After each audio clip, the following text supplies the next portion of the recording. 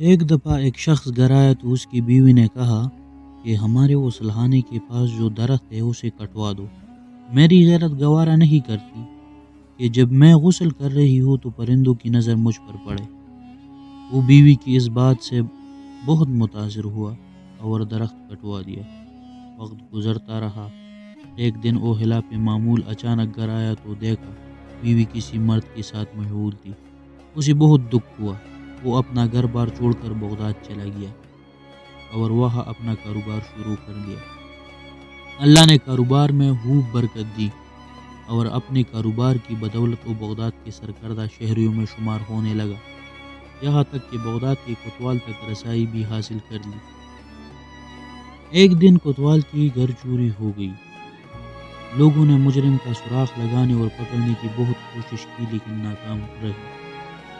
اس نے دیکھا کہ ایک شیخ کا کوتوال کے گھر آنا جانا ہے اور کوتوال ان کی بے حد تعظیم کرتا ہے، لیکن ایک بات اس کو سمجھ میں نہیں آتی کہ شیخ آدھے پاؤں پر چلتے تھے، پورا پاؤں زمین پر کیوں نہیں رکھتا؟ اس نے کسی سے وجہ پوچھی تو اسے بتایا گیا کہ پورا پاؤں زمین پر اس لیے نہیں رکھتا کہ کہیں کیڑے مکوڑے نہ کچل جائے۔